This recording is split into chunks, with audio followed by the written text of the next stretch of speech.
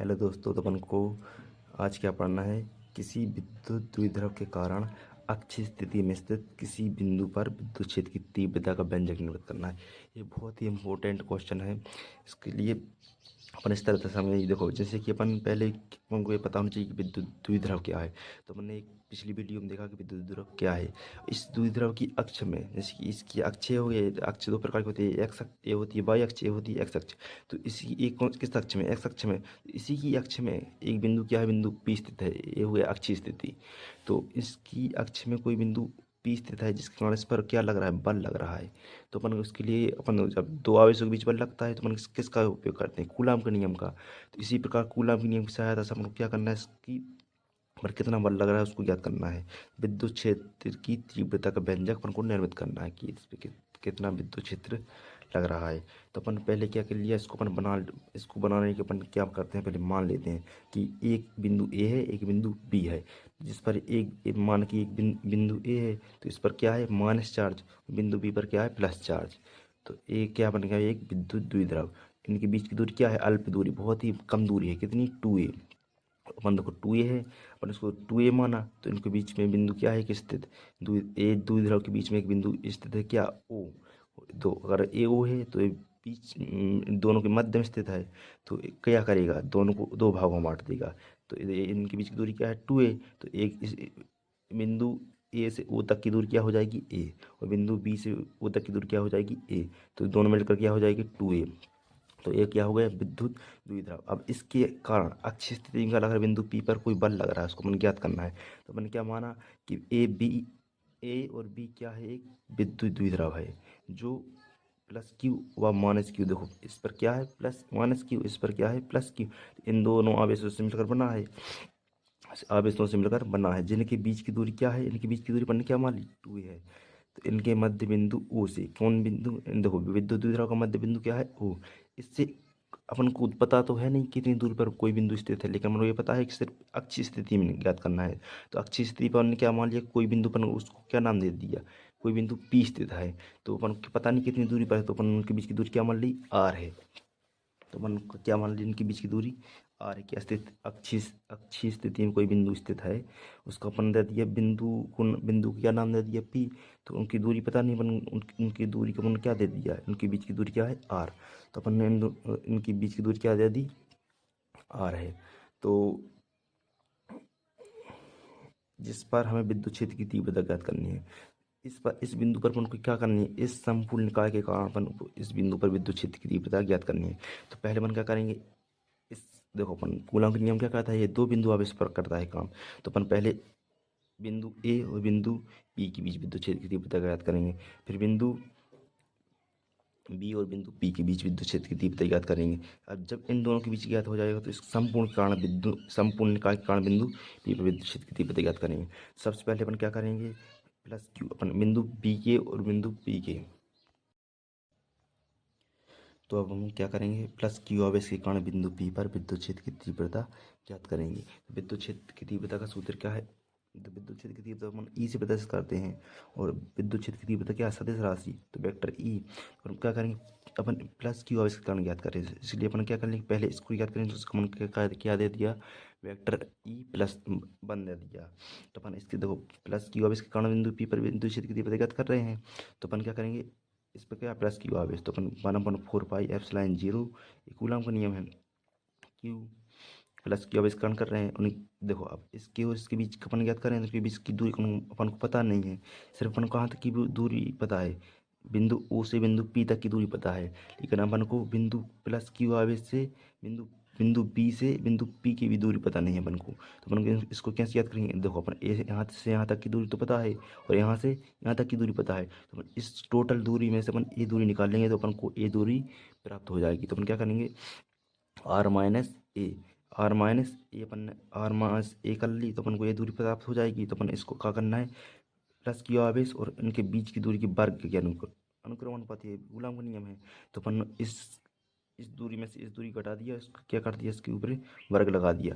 अब इनके plus Q आवेश के कारण बल लगेगा, वो इस दिशा में लगेगा, अपन किस दिशा में, बी से पी की दिशा में लगेगा, तो अपन ये लगा दिया। अब इसी प्रकार अपन क्या करना है, बिंदु इस ए बिंदु बिंदु ए से बिंदु पी तक पर मतलब विद्युत क्षेत्र की तीव्रता ज्ञात करनी है। तो अपन को बिंदु ए पर क्या है, माइनस चार्ज, तो माइनस आवेश के कारण बिंदु पी पर विद्युत क्षेत्र की तीव्रता ज्ञात करनी है। अपन क्या करेंगे, इसको क्या दे देंगे, विद्युत क्षेत्र की तीव्रता सेकेंड बता देंगे। अब देखो विद्युत क्षेत्र की तीव्रता 1/4 पाई कूलाम के नियम से लिख दिया। देखो इस आवेश के कारण ज्ञात कर रहे हैं क्यू। अपन देखो अब यहाँ से यहाँ तक की दूरी तो अपन को पता नहीं कितनी है, तो अपन को कितनी दूरी पता है, यहाँ से बिंदु ओ तक की दूरी पता है, और इन दोनों के बीच की दूरी क्या है, 2a। तो मैंने इसको ए मान लिया था, तो इसमें ए दूरी और जोड़ देंगे, आर में ए दूरी और जोड़ देंगे, तो यहाँ से यहाँ तक की दूरी पता चल जाएगी। तो अगर आर धन ए का स्क्वायर, अब देखो इसके कारण बिंदु माइनस चार्ज है, तो अपन इसकी किस दिशा में लगेगा, पी से ए की दिशा में लगेगा बल। अब देखो अपन ने इसके कारण निकाल ली, इसके कारण निकाल ली, अपन इस संपूर्ण द्विध्रुव के कारण अपन बिंदु पी पर निकालेंगे। तो अब संपूर्ण द्विध्रुव ए बी के कारण बिंदु पी पर विद्युत क्षेत्र की परिणामी तीव्रता, तो अपन क्या करेंगे, वेक्टर, देखो इस वेक्टर ई में से E1 में से E2 को क्या कर देंगे, हटा देंगे। तो अपन देखो ई वेक्टर तो संपूर्ण के कारण निकल आएगी, तो संपूर्ण के कारण क्या लिख दिया, vector E, vector E1 minus vector E2। तो वेक्टर E1 का मान क्या है, 1/4 पाई क्यू अपॉन आर माइनस 1 का स्क्वायर, तो उसकी जगह पर ये रख दिया, बीच में माइनस का निशान लगा दिया। फिर देखो वेक्टर E2 का मान क्या है, वेक्टर E2 का मान है 1/4 पाई एप्सिलॉन 0 आर धन ए का स्क्वायर। तो ये यहाँ पर ये लिख दिया। अब देखो दोनों का मान रख दिया यहाँ पर, तो देखो वेक्टर ई बराबर 1/4 pi epsilon 0 Q upon R, इसको जैसा कि तैसा लिख दिया। अब इस कोष्टक को हटा दिया, तो अपन ने क्या कर दिया, यहाँ पर माइनस आ गया 1/4 pi epsilon 0 Q upon R square, Q upon R धन ए स्क्वायर। फिर इसके बाद क्या किया, वेक्टर ई को जिसका तैसा रख दिया, फिर क्या लिख दिया, इसको अपन देखो यहाँ पर दोनों एक चीज़ कॉमन है, इसमें क्यू कॉमन है, इसमें क्यू कॉमन है, इसमें 1/4 पाई एप्सिलॉन 0 कॉमन है, इसमें 1/4 पाई एप्सिलॉन 0 कॉमन है। इन दोनों में से ये दोनों पर निकाले ले लिए कॉमन, से इसको बाहर लिख दिया। अब यहाँ पर क्या बचा, 1/r माइनस ए का स्क्वायर, और यहाँ पर माइनस लगा दिया। इसके बाद क्या बचा है, यहाँ पर 1/r धन ए का होल स्क्वायर, तो अपन ने लिख दिया।